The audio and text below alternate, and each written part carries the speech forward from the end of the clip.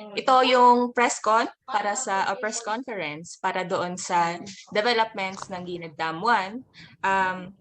Lumabas yung decision nito lang recently, ganyan. Malalaman naman natin based sa speeches ng mga speakers natin mamaya at kung ano yung tinakbo ng proseso na ito. Siyempre, hindi lingit sa kalaman nating lahat, may mga ongoing protest or kino-contest ng ilang mga taga-Apayao yung naging decision ng NCIP, particularly dito sa certification precondition ng Gened-1 Dam doon sa Apayao. So, sa mga kasama natin na nandito sa Zoom room, especially to our friends in the media, for your questions or any clarifications, or if you want to take if you want to bring up or listen to the side of the Kabugao folk, nandito po yung mga speakers natin. Unfortunately, some were not able to make it, pero may 2 representatives po ng Kabugao Youth na kasama natin dito. At isa mula sa Cordillera People's Alliance para naman sa kabuuang itsura ng energy projects sa Apayao at sa buong region ng Cordillera. Ayun. Pwede na siguro nating simulan sa ating unang speaker mula sa Kabugao Youth. Sino sa inyong mauuna? Siya. Una si Jilly. Go ahead. Naimbagal daw tayo amin. Mayat sabat nga i-start tayo day imbaga ni Kuya Sherwin. Mayat sabat ag-amu amin. What do you think, Renz? So, I'll start. Ako po si Gili from Kabugao Youth. Hindi po ako youth. Pero kung ikukwento ko po yung how our group started, it's actually a group of youth and young professionals born and raised in Kabugao po. And our cause, wait lang, hi Sir Reg, sorry po. Our involvement sa cause sa laban ng Gened started last year lang po because we were not that aware. Hindi po kami hindi widely disseminated yung info during the first stages ng Gened. So last year po kami nag-start dun sa Kabugao Youth Facebook page, and ang major role po namin so far is information and education campaign, and we're trying to reach out sa other organizations and NGOs using social media. Pero on the ground, andyan po sila dyan, tsaka yung isang kasama namin na hindi kayang schedule today. Pero sila po ang parang kasama ng ating mga elders na nasa crowd, and malaki po ang contribution nila by trying to support when it comes to documents, ganon. Sila po ang nandun. Ang gusto po namin i-focus ngayon is yung narrative ng FEIC process ng Gened. Jan? Inuuna ko po na medyo madingay yung signal na ni Jan kasi at iso na dyan Kabugao mismo tayo. So, ano sa tayo pala? Jan?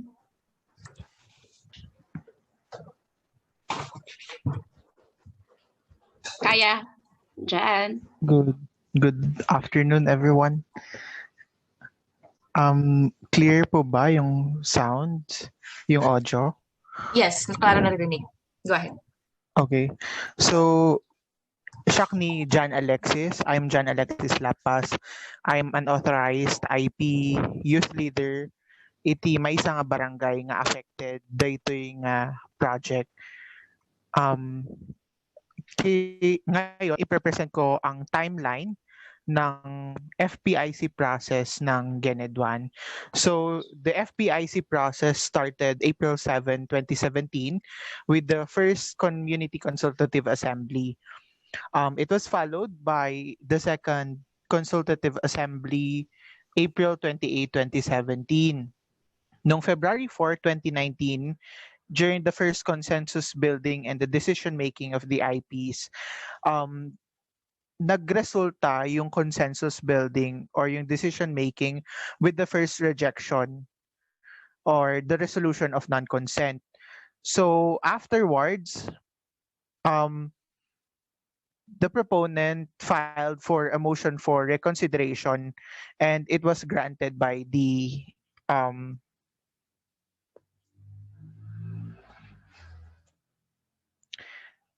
and then on March 14, 2019, another consensus building happened, and it was held outside the ancestral domain. So, nangyari yung consensus building na yon sa Tuguegarao City, Cagayan, which is 2 to 3 hours away from the municipality. And the result of the consensus building outside our ancestral domain is a yes for negotiation only resolution. So, nung September 27, 2019, another consensus building happened, and it was held dun sa municipal gymnasium namin. During the consensus building, the second rejection or the second resolution of non-consent was signed by the community. Nagulat kami comes December 2019 when our IPMR initiated an activity with the proponent, with our congressman, our governor, and some local officials, and with the NCIP. And nangyari yung activity na yon sa ancestral domain namin pero sa isang barangay, at nag-proceed sila sa negotiation.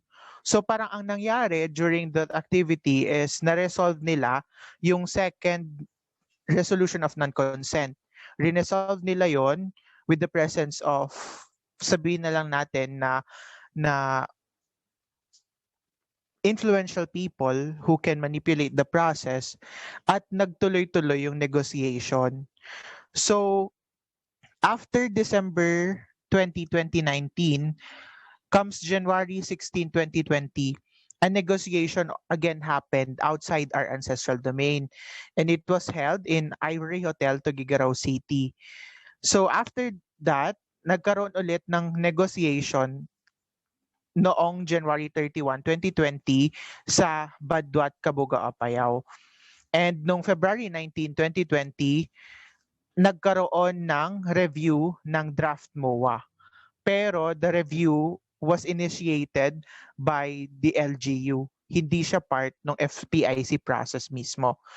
So, after nung February 19, 2020 activity, nagkaroon ng moratorium kasi dahil sa pandemic.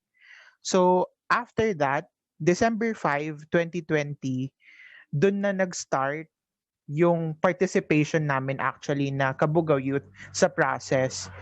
Kasi we were given the floor to raise our sentiments, to say our sentiments during the negotiation or during the consultation.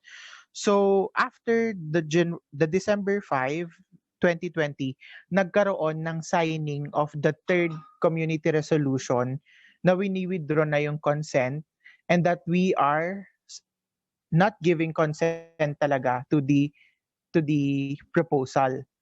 So napirmahan yung resolution of non-consent na yon on January 15, 2021. Pero nagkaroon ng revalidation yung resolution na yon, in which the NCIP CAR regional director visited and proclaimed that the resolution is valid but not binding kasi kulang daw ng authorized elder or leader na pipirma dun sa resolution na yon. So they continued with the negotiation. Tapos on March 17 and March 18, a 2-day activity happened wherein the proponent again explained the process to the people. Ang daming discussion on that day, pero some of the questions are left hanging. And then nag-request ng another negotiation on April 7, 2021. Doon na present yung MOA to us that was written in English. Wala siyang vernacular na translation. So, hindi siya nabigyan ng pansin kasi English lang yung present nila na MOA. And then, on April 19, an LGU initiated event, nagkaroon ng review ng MOA. Pero instead na ma-review yung MOA, we did not push through with the review kasi the proponent doesn't like to give us the copy of the MOA. They denied us of the right to have the copies of the MOA, hard copies of the MOA para sa review. So yun, parang ang gusto lang nila, ipapakita lang nila sa amin yung PowerPoint, tapos doon na namin re-reviewin yung MOA. So hindi ginusto ng mga tao yon. A lot of the participants walked out during the event. Pero nung April 20, 2021, nagulat na lang kami kasi nakakuha na kami ng balita na signing of the MOA na on that day. Pero ang ginawa nila, they did not do posting, they did not announce that there will be a signing of the MOA. Tapos naghagot lang sila ng mga tao to sign the MOA, and the signing of the MOA happened in one of the farthest barangay na medyo nakatago. And nung nagpapunta kami ng mga representatives namin doon, hindi nila pinapasok yung mga representatives namin kasi wala daw silang pangalan dun sa listahan. So ang pinapapasok lang nila to witness the signing of the MOA ay yung mga may nakalistang pangalan. So they really did boxed out us on the signing of the MOA. So nung July 23, July 23, 2021, nagkaroon sila ng validation of the community building. And nagkaroon sila ng very problematic na activity na hindi na naman na-document and bigla-biglaan na naman, just like what they did during the signing of the MOA. And noong August 10, nag-grant na yung certificate precondition sa proponent. So 17. that is the timeline of the activity. Dagdagan ko po sa focus sa irregularities ng FPIC process na ginawa nila sa Gened. First, ang problema is IEC. Kasi nga tinatago nila, alam nila na madaming tao nag-oppose. So they tried everything to hide yung mga announcements nila, which is very against the FPIC guidelines, no? Kasi kapag community assembly, dapat 1 week, 7 days prior, dapat nakapost na. At yung mga postings na yun sa mga public places. So mga nangyari na assemblies, wala pong ganyan. Yung mga nauna po, oo. Kasi hindi pa malakas ang boses ng opposition ng time na yun. Wala pa masyadong tumutulong to explain the process sa ating mga elders. Kaya po, yung started noong 2019, doon na po yung mga patago na meetings po nila. At pangalawa, maliban po dyan, is they don't explain properly sa mga elders na present doon ang process kung ano ang implication ng mga pinipirmahan nila. For example, sa mga resolutions po, may mga hawak po kaming attachments ng resolutions na nakalagay na attendance. Hindi alam ng mga tao kung ano ang pinipirmahan nila kasi sinasabi nila na attendance, yun pala, they are going to attach that sa community resolutions. And another thing po is yung red tagging. Alam po natin yan. Trying to discredit the opposition. Pero next word. And interference. They're saying na sa part ng opposition may interference kanyan. Pero hindi naman po sa realidad, merong interference on their side. Kasi nakikita naman namin na merong mga political figures sa kanila at iba pa. For example, sa ginawa ni IPMR, as mentioned by Jan earlier, that activity who is not part of the FPIC process noong December 2020, merong proponent na andon. So that is interference sana. Kasi wala dapat proponent na present dun kahit sabihin na natin na legit na FPIC activity yon, bakit nandun ang proponent? Bakit nandun ang mga politicians? So ang daming issue po. Ang dun sa recent na sa NBank, nakatatlo po tayo. First is August 3, and then 10, and then nag-grant siya nung last Friday lang, 17, right? Dun po sa ang observation po namin sa nangyari sa NBank, na i-present naman po yung mga arguments namin ng maayos, lalo na sa first two. I-present din naman po ang mga ebidensya ng mga claims namin na irregularities. What we cannot understand, bakit ganun ang pikit mata ang ating NCIP Cordillera, ang RD at ang Commission. Hard evidences naman na po yung linalabas namin. So ang daming irregularities po na nangyari.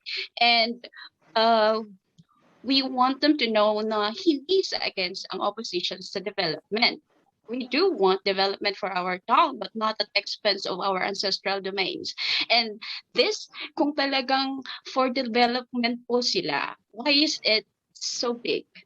Kasi Gened-1 is only one first sa mga other proposed hydropower projects ng Pan-Pacific, at hindi lang Pan-Pacific ang company na trying to build hydropower sa Apayao. Kung talagang pro-development po sila, bakit hindi tayo na lang ng hydropower? Ganon. Kung gusto talaga nila na this is for the community.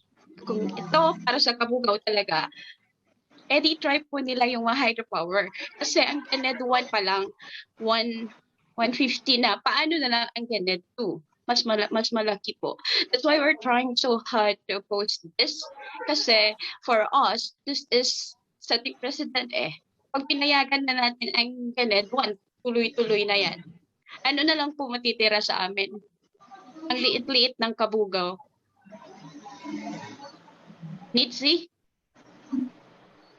We have another member of Kabugao Youth here pala. Nitsi?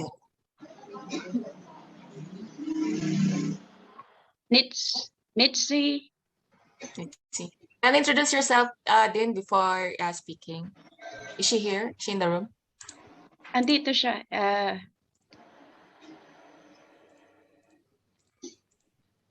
Hello, Nitsi.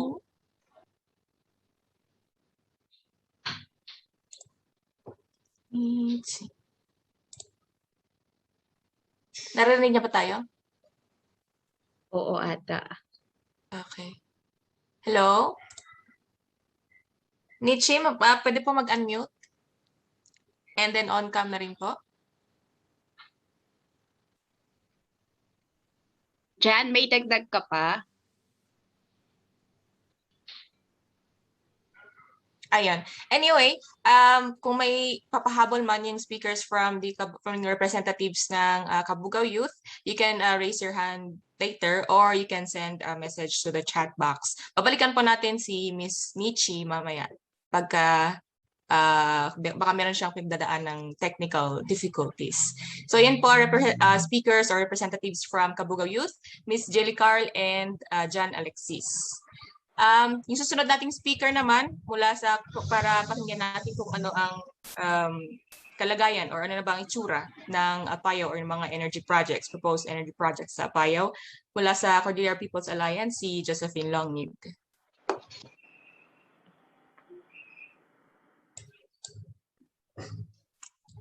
You're on mute.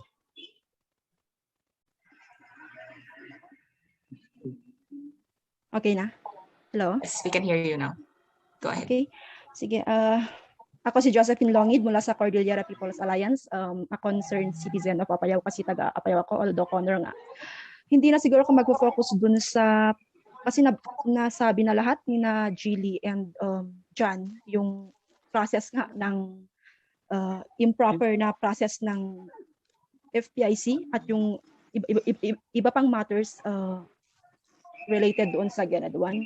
So, dagdag ko lang, yung yung mga iba pang awarded na projects sa Apayao na sabi nga ni Gilly kanina ay president ng Gened-1 at at kung matutuloy ito ay napakalaking possibility na matutuloy ang mga iba pang dam applications sa Apayao. Yung Gened-1 kasi is application pa ito noong time ni President Ferdinand Marcos, na kung saan ay may planong ipapatayo yung hydroelectric dam sa Apayao at nagka-interest ang World Bank nung una na pondohan.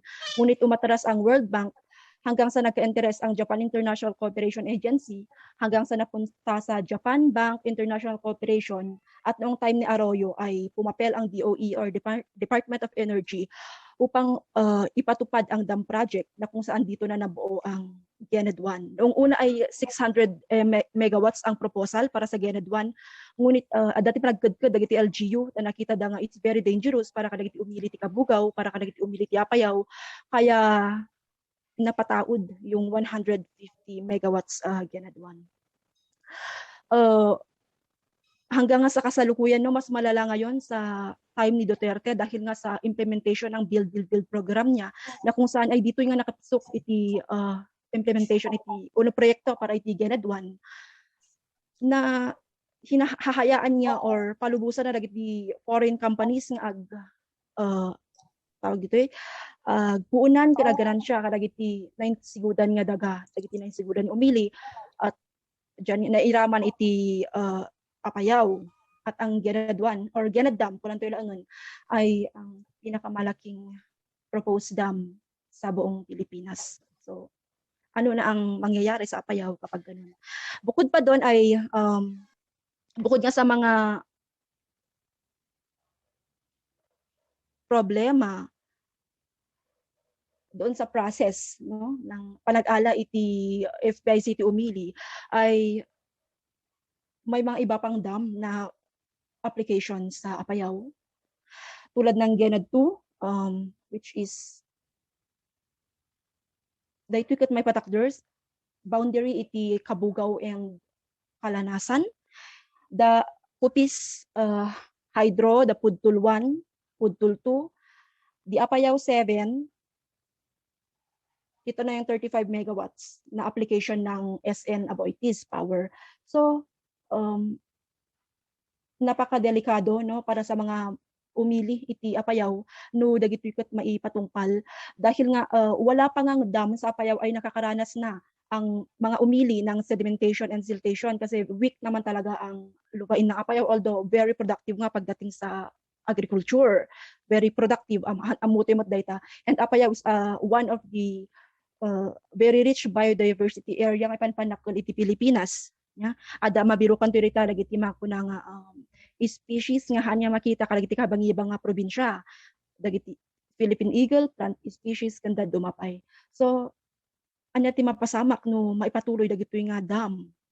Ya, iti probinsyan iti Apayao. Bukod pa diyan ay hindi lingid sa kaalaman ng mga mananaliksik sa Cordillera na ang Kabugao ay very rich sa historical contribution niya sa Apayao, sa Cordillera. Dahil nga doon sa dito naganap ang the last nga gubat ni Cordillera laban sa mga mananakop na sundalong Amerikano sa Waga. And also sa Kabugao din nag-base ang Cagayan Apayao guerrilla force laban sa mga mananakop na sundalong Hapon. So bukod doon ay ang Apayao ang tinaguri ang last frontier of the North at ang mga kapatid nating Isnag ay tinaguri ang tawag dito river people of the Cordilleras. So very rich talaga ang history ng Apayao na supposed to be ang ginagawa nga natin ay dinodocument ang mga ito at nakakadagdag sa mga makatulong kalagiti future nga researches. Pero anong nangyayari? Isurok dadagiti makadadaal na proyekto. Hindi lang kasi ang issue sa Apayao, hindi lang kasi yung Gened Dam na. Nabanggit ko kanina yung mga iba pang application at bukod pa dyan ay sa corner ay may application nga ang SECSI ng mining. It's a mining company na gustong nag-apply iti Minas iti Calauan region iti corner. So ano nang magiging kinabukasan ng Apayao na maisakripisyo dagitoy? Ano ba yung mga nakikitang may sakripisyo dito? So yung mga bankero natin, yung mga fisherman. At kung magsisimula ang construction ay maaaring mapatigil ang daily or routinary activities or daily activities dagiti umili, madistorbo. At yung pinakamalala nga dito ay yung pagbaha. After ng full implementation ay as expected nga malayos iti balay, kalapaw, dagiti structure, kabakiran, talon kundad dumapay. So, anya tirumbang aramidon, dagiti taga-apayaw. It's not only taga-apayaw, dapat pati Cagayan ay tumutugon dito. So, kailangan natin talagang supyatin or magkaisa. No? I think may online petition na wina-work out ang Kabugao Youth. So, please sign kasi nakakatulong din naman yun. Tawag ito. At yung pag-sign mismo sa petition on the ground. No? At yung tawag dito, tumugon sa pamamagitan ng information dissemination, yun yung sabi ni Gilly, na kailangan talaga yung ma-inform, dagiti kakailyan, uray kakarong palagiti ada iti aliblib, nga haan nga tawag dito yun, kurang iti no, social media, ada iti medyo problema, parang ganon. So, technicalities like that.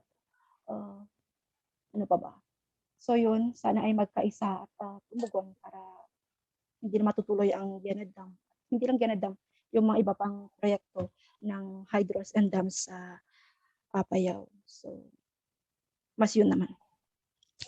Okay, thank you, Josephine. So ayun po, representative from CPA at nag-una rin po nagsalita yung representatives or speakers from the Kabugao Youth.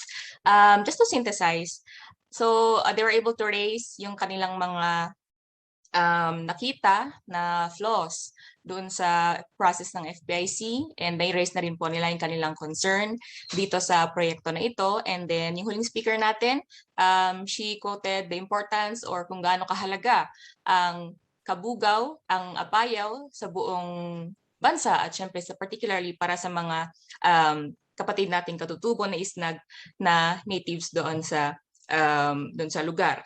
Maliban dyan, nabanggit din yung ibang mga energy projects aside from the Pan-Pacific proposed projects na cascade of dams, at isa nga dyan ay yung Gened Dam.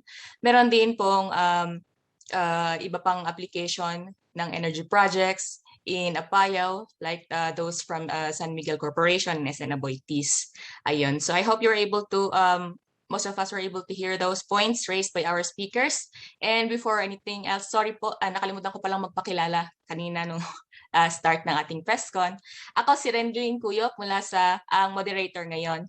And I'm here as volunteer ng CPA, and I'm also representing the Asia Indigenous Peoples Network on Extractive Industries and Energy. Ayun. So we would also like to hear, that's why it's good to be in this activity with you, so we could hear the concerns of our fellow indigenous peoples in the Southeast Asian sub-region. Because aside from these dams na meron na i-represent ng ating mga speakers, there are actually a lot more of dam applications in the whole of Cordilleras, like the ongoing din po ang opposition ng mga Tuali Ifugao doon sa Ifugao province against the Alimit Dam na proposed naman or project naman ng SN Aboitiz. Aside from that, meron din pong geothermal project and isa ring energy project ng Star Power doon naman sa Kalinga. And other relatively smaller capacity or with lower capacity, but still the effect of these energy projects it doesn't differ. Aside from it destroys yung biodiversity na pinapreserve ng ating mga ancestors, the indigenous peoples, it also takes away the livelihood of the locals. Katulad nga lang banggit kanina, paano na yung mga river people who are utilizing the resources of from the river, ganon, for their livelihood. Of course, they'll be the ones who'll feel the impact of these projects. Ayun. For may isa tayong na-skip na speaker kanina na from the Kabugao Youth, si Nichi. Andito na ba siya? Hello, Nichi, can you hear us?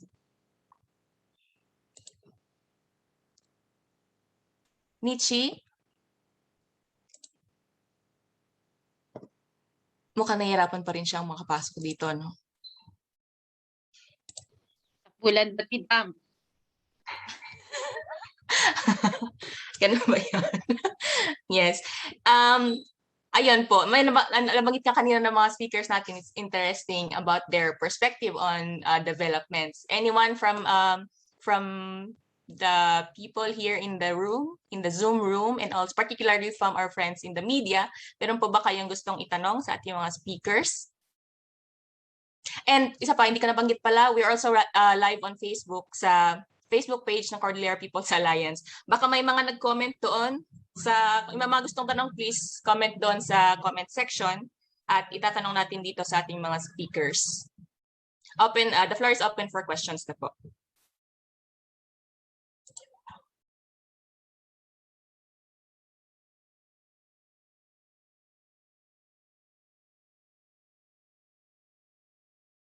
Any questions?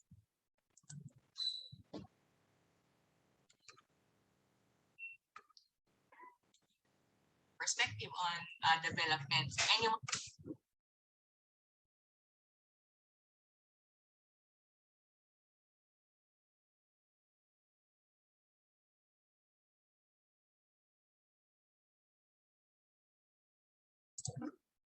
Okay. My question from Sherwin De Vera from Northern Dispatch. Ang tanong niya dito, nasa chat box. Sa Kabugao Youth, tama ba ang intindi namin na the NCIP or the National Commission on Indigenous Peoples was complicit sa manipulation ng FPIC? Specifically, you are saying the regional director? Anybody from the Kabugao Youth can answer. Jan. Okay ba? Audio mo, connection mo ngayon. Or ako nasasagot? Up. Okay. Jan, you want to take this answer? This question? Oh, sure.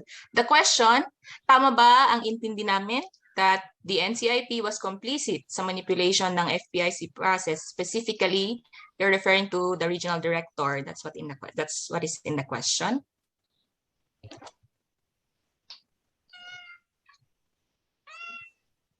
Ako na po. Talagang kailangan nila ng dam sa Kabugao. Go ahead, Jilly. Opo. Kasi hindi naman kami nag-allege lang, no? May mga evidences naman kami to back up our complaints and allegations. For example po, hindi lang si RD pero kasi siya ang nag-forward nung papers namin sa commission without man lang considering yung mga complaints. Ang nangyari pa nga dyan, we have complaints lodged mismo sa regional office, and I think the guideline is hindi mo pwede forward agad-agad for NBank kung hindi pa nalutas yung mga complaints. But he did anyway. Tapos isa lang yung, pati sa FPIC team po nila on the ground, for example, sa validation, kung kunin mo sa totoong FPIC process guidelines, hindi ganon ang mag-validate. But they did. They know it. Pero may intention They know the guidelines. Pero kung hindi sila complicit, bakit ganon yung manner ng mga validation nila and the conduct of the whole process itself? I mean, sa example po, hindi lang si RDF, pero kasi kung hindi sila complicit, bakit nila inalaw? Sa resolutions na submitted authorizing our elders, yun pa lang bakit po lumusot sa NCIP yun? Kasi makikita mo naman, it doesn't take rocket science to determine yung forge na nangyari doon. Ang dami pong magkakapareho ang strokes. Even the MOA itself, bakit ganun yung signature sa MOA? Kung totoong if the NCIP is on our side, is on the side of the IPs, hindi mo papalusutin ang blatant na ganun. Kasi kaya naniniwala po kami na they are complicit. And Jan has something to add. Good ahead, Jan. afternoon po ulit. Clear po ba yung audio ulit? Yes, that's okay. Okay. So, adding doon sa sinabi po ni ate, ako po mismo naka-experience na the NCIP is very complicit with our clamor, with our complaints. Kasi as of today po, may inaasikaso po kaming complaint against the NCIP Region and NCIP Provincial Office because kahit man lang pag-reply sa mga request letter namin, hindi maayos, hindi nasa proseso. And we have filed complaints na po sa kanila through the Anti-Red Tape Authority and through the Civil Service Commission. And hindi lang po kami gumagawa ng question dito, ay ng parang allegation dito, pero talaga pong nagfa-file kami ng complaints against sa kanila kasi ang dami nilang parang ginawang very questionable talaga na hindi nila inaayos yung trabaho nila as NCIP yon, and hindi nila ginagawa yung mandate nila to protect our rights as indigenous people. Alam naman po natin na indigenous people are being discriminated, and imbes na ang NCIP ang tumulong sa mga indigenous people sa nangyayaring ganito, sila pa yung mismong nagtitake advantage sa amin mismong mga IPs. Ayun po. All right. That's from Kabugao Youth. Any other answers? May gusto pa bang magdagdag? May iba pa bang kasama? May iba pa kayong kasama dito sa room from the Kabugao Youth? Ayaw nga pala, hindi siya makaano kanina, no? So there, that's it. That's your take on the question from Mr. De Vera ng Northern Dispatch. Any other questions? Ayaw nga pala, hindi siya makaano kanina, no? So there. Just procedure. It's not the solution.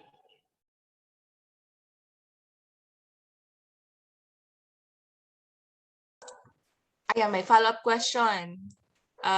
Si Mr. De Vera, to the Kabugao Youth. You said NCIP ito yung question na, sorry. You said NCIP review team found several adverse findings. Meron ba kayong copy ng mga nasabing findings? Do you have copy of the findings or any basis of your claims on something to back your claims? Ganun. I'm sure we met protect the source.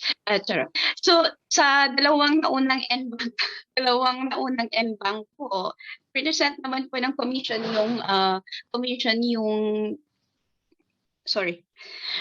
yung decision nila. Like they told the regional office to adhere and comply sa decision, sa recommendation ng mga review teams po. Present po nila publicly during the NBank. So sa basis ng claims or something to back this? Meron po. Okay. Any other questions? Follow-up? May gusto ba bang i-clear or i-klaro? Ang basis po namin din dun sa... Wait, I'll just check the question. So, yes. Ang pinaka-basis din naman po namin sa claims and ay yung mga statement po mismo ng mga kasama namin on ground. We have affidavits na subscribed already and was notarized by lawyers. Yun po yung mga pinaka-basis din namin na we can present para mapatunayan yung mga sinasabi namin. There is it from the media. Any other questions po from our friends in the media? Andito yung mga writers. May mga nandito from Outcrop, from the student publications. Sir Reg, nandito rin po siya. Meron po ba kayong tanong? Or the other participants dito sa Zoom room, baka may gusto pa kayong itanong habang nandito, kasama natin yung mga speakers.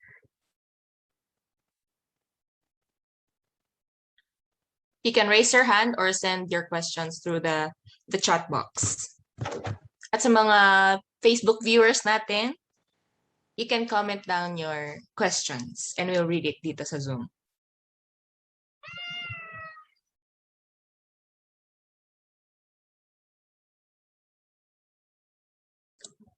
Ayan, a question from Outcrop.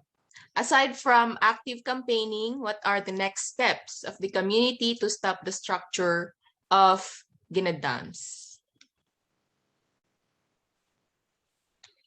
Anyone from the panelists can answer? Jan? Go ahead. Awan dagitoy Kabugao. Aside po sa we're trying to enhance yung campaign kasi hindi lang po para sa Gened-1, para alam na din po ang susunod na para sa Gened-2 and the rest. So aside from active campaigning, we are also trying to file sa legal, of course, file cases, especially dun sa forged na signatures for our community resolutions po. And we're, sa ARTA, meron na po, ongoing na po. Kasi yung nabanggit din ni Chan kanina, masyado kaming pinapahirapan ng NCIP sa mga documents po na kailangan para sa, which are actually public documents naman in nature, no? So yan po, campaign, legal moves, tapos we are also trying to strengthen yung community resistance. In the sense na yung explaining pa rin po ay easy pa rin po kasi hindi naman po sila hindi po sila talagang informed. Hindi po informed yung decision na ibigay. So we're trying to explain, and so far naman okay. Yung lang kasi yung manipulation sa part nila. Medyo we're trying to work on that po. Sorry hindi kami masyadong makapag-details. Then, sumudagdagan. Awan dagitoy, awan dam, kailangan datidam, hindi mo na internet. Sorry. And also, we're trying to reach out sa ibang organizations. We're trying to broaden our network po. Kasi gusto talaga namin na malagay mo sa spotlight yung issue kasi ang dami pang susunod. And also, alam naman namin na madami pang makakatulong sa amin and willing to help us. Okay. Ayun. So there you go. From Outcrop, yun po yung tanong. There are mayroon pang tanong, may sumunod pang tanong. From Northern Dispatch pa rin. But before that, yung ibang kasama natin dito sa room, pwede po kayong mag-raise ng inyong tanong. Let me read the question here. Can you describe yung economic impact in terms sa maapektuhang farmlands? Impact ng dam construction.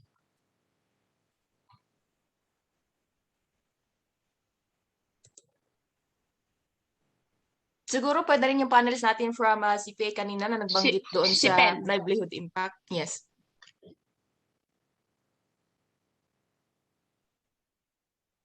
Josephine?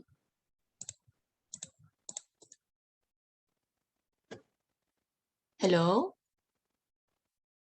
Narinig niyo ba kami?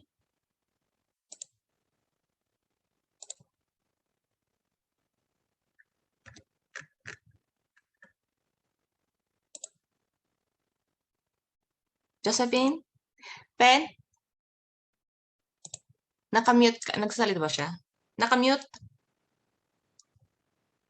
Ayun.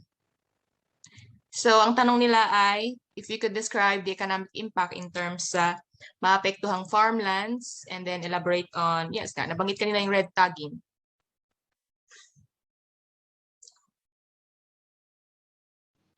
Pen.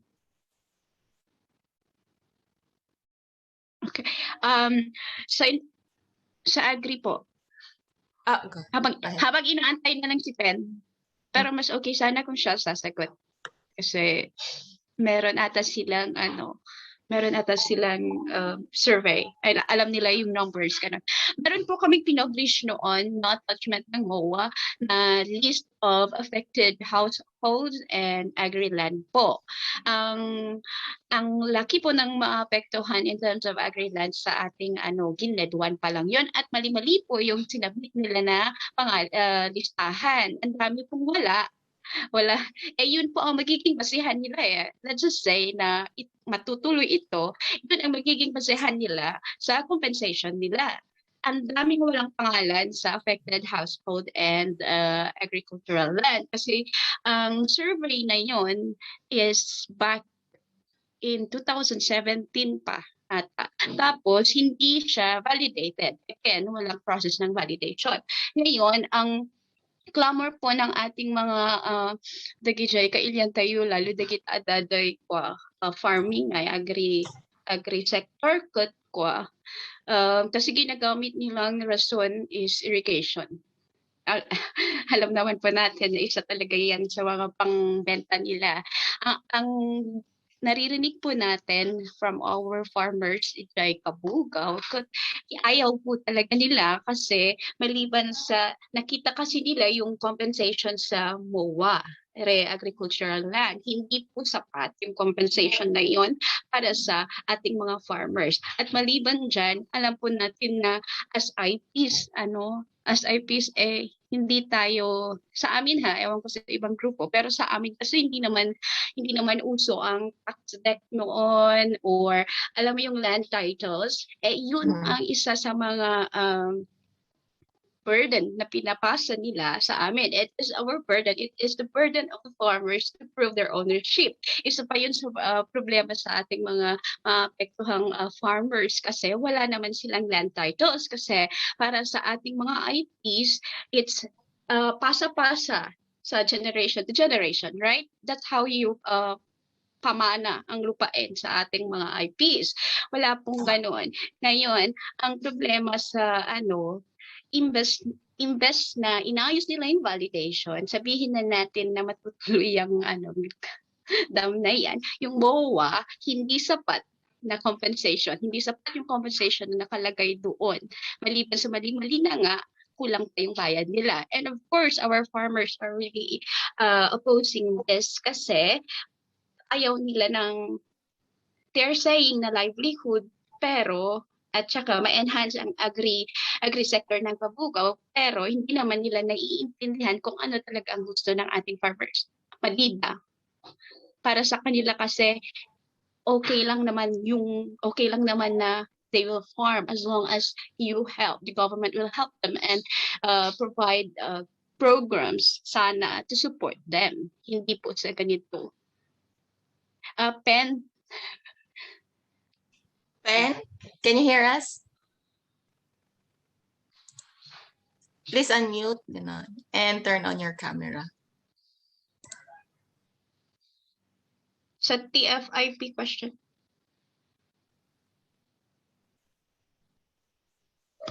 Yun.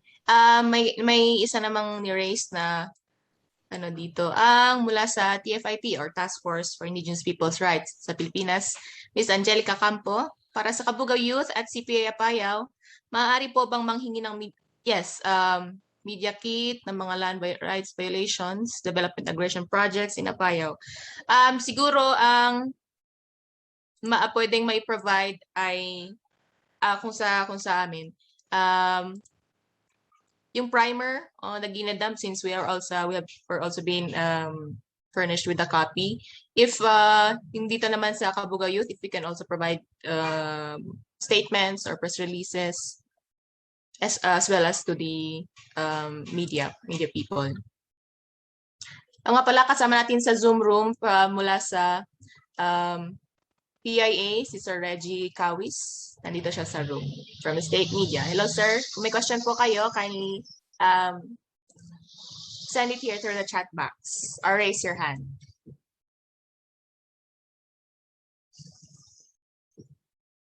Ayun.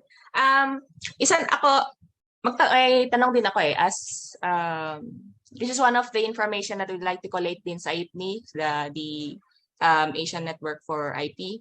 Particularly, that is particularly focused on campaigns and advocacy for communities or IP communities that are impacted by extractive energies or extractive industries like mining, oil exploration, and then energy projects. Ito ang mga hydro, geothermal, ganyan. Because the red tagging is a common issue aside from these destructive energy projects or development aggression. Isa siyang common experience ng mga IPs dito sa Asia and the different subregions of Asia. And yung pinaka-recent ka na nag-record ng dam disaster ay yung China, ganyan. But this is also happening along the Mekong Delta, in India, and they are also ongoing. The people are also raising resistance, ganyan.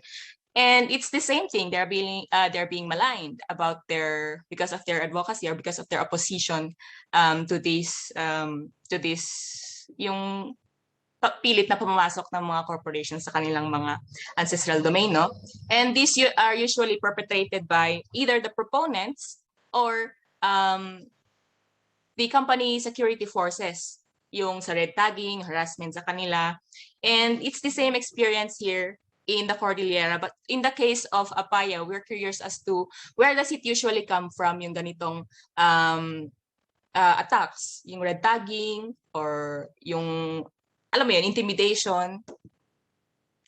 That's what we'd like to document in this case of Apaya.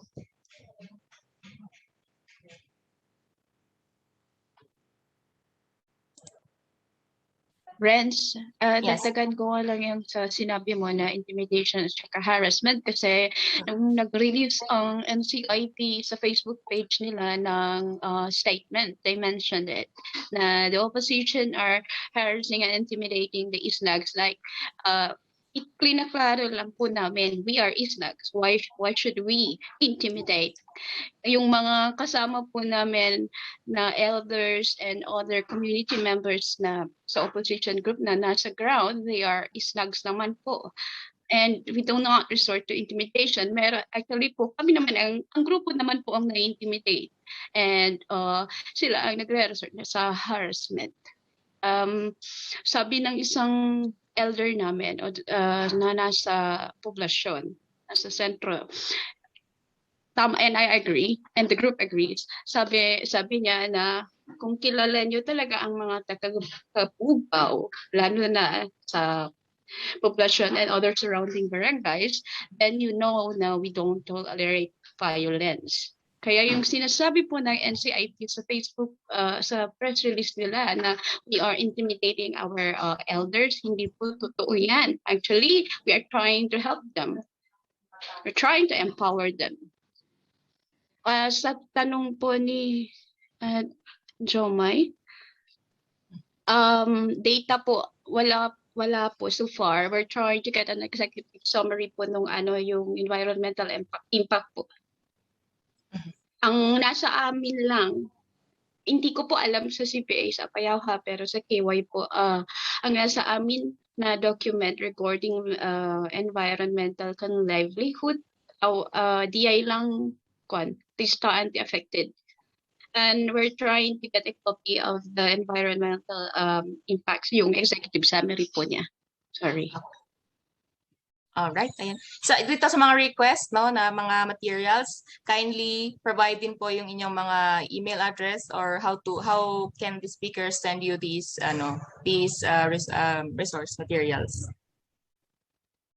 Ayan. Ang CPA ay merong primer particularly on the Gened dams and other energy projects in Apayao. You can also furnish, including us, a copy as well. So ayan po yung mga contact details nila. Please take note. Yung upboutcrop@gmail.com and yung TFIP contact number. May follow-up questions pa ba?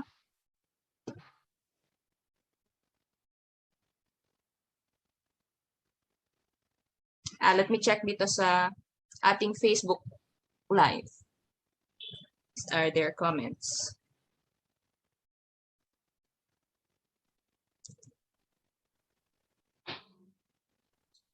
Yung lang kasi. Okay.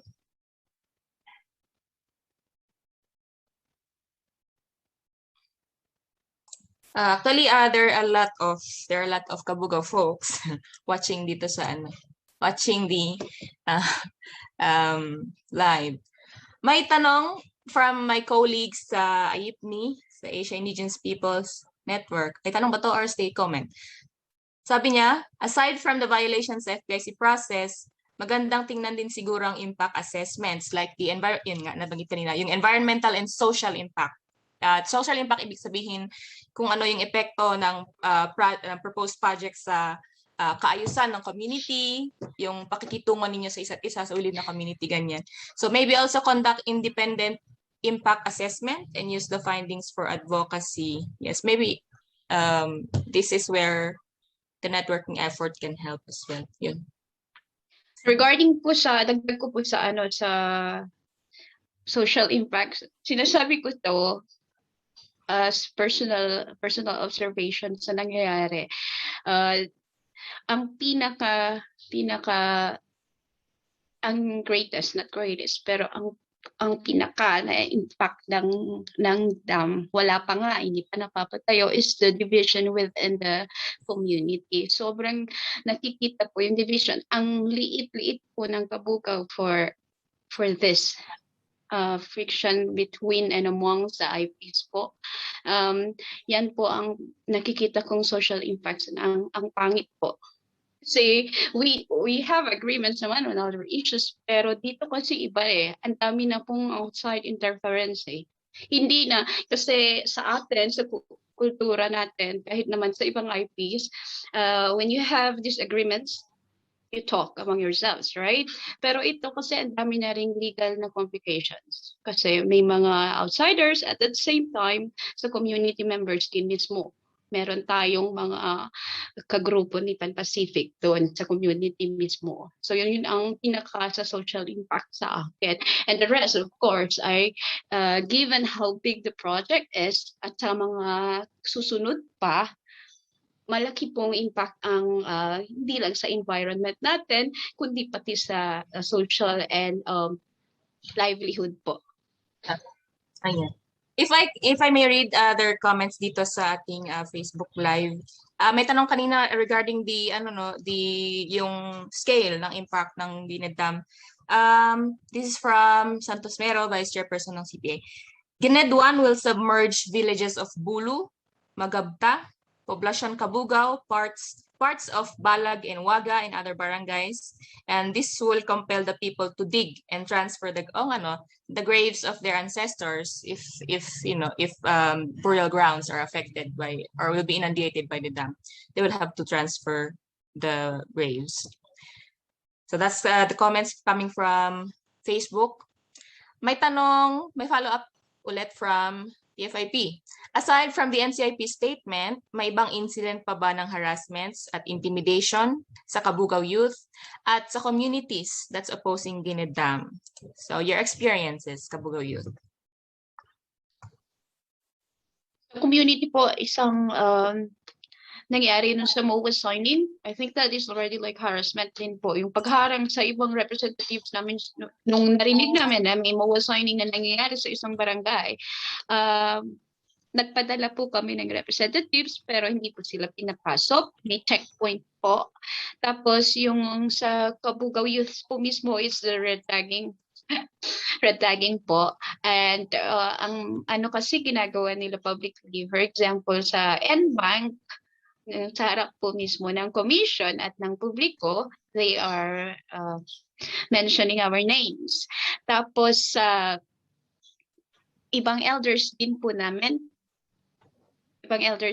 nung N-Bank mismo, yung harassment na ginagawa nila, yung mudslinging, they are discrediting our other elders, lalo na yung mga nasa opposition. John Alexis, is there meron ka bang ibang experiences that you'd like to share? Anito pa siya? Hello, John? Anito pa siya? Baka lang. May din po pala kami, that was during one of those assemblies at visit ng regional director sa Kabugao noon. That was around March, I think. Check ko sa timeline. Pero nakalagay naman po sa Facebook page namin yung mga live videos. There was a meeting na inumay ni RTJ Kabugao the tracks de militaris kadwada. I don't know wala namang incident meeting prior to that. Bakit nila kailangang magdala ng madaming militaries? Just to clarify Kanyada or the outsiders. Ang Kabugao po, composed ng madaming police at army. We grew up na surrounded ng ating mga police at armies po. That's why nung dumating yung mga trucks ng armies, nagulat po kami. Kasi bakit? Ano bang kinatakutan nila? I think personally, that is already a sign of harassment and at intimidation. Okay. Ayan, any other questions?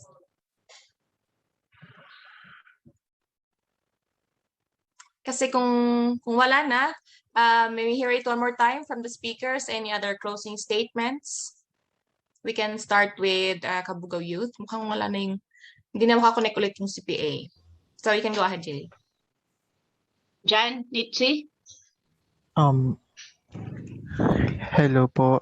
Sorry, I didn't grasp the question kanina kasi na-disconnect po ako sa internet. So, to end po actually this activity, we just want to thank the CPA for inviting us sa event na ito, and for helping us drumbeat the issue kasi hindi pa siya alam ng nakararami, and that our story is being circulated within our community only. And then a lot of people are being at stake dahil sa dam na to. Ang daming buhay ang naka at stake dahil sa dam na ito. And that we really thank you for this help. And thank you for inviting us. Ayan po. Okay. That's John Alexis. I hope nakakonect na si Nietzsche, no? And Jilly, of course. Ganun din po. Ang dal-dal ko ngayon eh. Thank you po sa, hindi lang po sa, sa CPA. TFIP also reach out. Meron din po kami engagement sa kanila next week. And other NGOs din naman po and sectors, for example, sa religious, we're trying to reach out to them. And last week naman po may engagement kami sa Offanov. And nagpapasalamat po kami sa lahat ng mga tumutulong, hindi lang sa within the community, pero madami po kami nare-receive na support outside. Mga hindi po tisnag, mga hindi po taga-Kabugao, they are really helping us. And thank you po. And of course, kasi naka-FB Live ka po, sa mga taga-Kabugao po, please do not give up. Laban po. Thank you. Ayun. So we heard it from our speakers, and gusto ko yung magpasalamat syempre sa mga lahat ng pumunta dito sa PressCon, kasama na yung mga estudyante na gustong matuto dito sa experience ng ating mga communities sa Cordillera, and syempre yung mga student publications, Sir Reggie Cawis from PIA, Sir Sherwin De Vera ng Northern Dispatch, at meron pala from Alter Media, and si Neil Eco. Sorry, hindi ko siya nakita kanina. We're so sorry for that. And mula sa ibang organizations na gustong makinig dito sa hinaing nating mga kapatid doon sa Apayao, maraming salamat sa inyo. For any other questions that we were not able to address or hindi namin nakita at this point, please leave those questions in the comment section sa Facebook Live or get in touch with the Facebook page ng Kabugao Youth. Pwede niyo po i-send doon, or with the Facebook page ng CPA page, and then we can send it to the speakers na naka-attend dito for those particular questions. Ayan, maraming salamat sa pagdalo. Yung speakers from Kabugao Youth, gusto niyo bang mag-provide ng contact number in case our media friends would like to contact you for clarification or follow-up questions? Kasi minsan yung schedule po namin magkakaiba. So, I think pwede na lang. Sorry, binabasa ko yun sa... I think pa-message na lang po sa Kabugao Youth Facebook page kapag may mga kailangan po kayo i-clarify or tanong, kasi makikita naman po namin lahat doon kung sino po ang available, siya sasagot. Kapag naman po friend ko na kayo sa Facebook, message nyo lang po ako sa personal account ko. Okay. Thank you. Okay. All right. And I hope the same thing applies for the other speakers, no, kina Nietzsche at John Alexis, if it's okay to reach out to them. Will that be okay? Si Nietzsche, Yes. nag-chat siya. Ay, hello Ayun. po. I have nothing to say much about the Gened-1 kasi since na-discuss naman na nila Ate Jilly and Kuya Ot. And I just want to say thank you to CPA and everyone who's here in the room for giving this opportunity na ikwento ang mga hindi namin na ikukwento. So, yun po, more power and thank you for the support and sa effort. So, padayon. Padayon din sa inyo. Maraming salamat. So thank you everyone for attending the press conferences. Let's stay in tune for other developments coming from this, and I hope we can send our solidarity and support to the Isnags of Apayao in their fight against development aggression. Maraming salamat. This ends our press conference.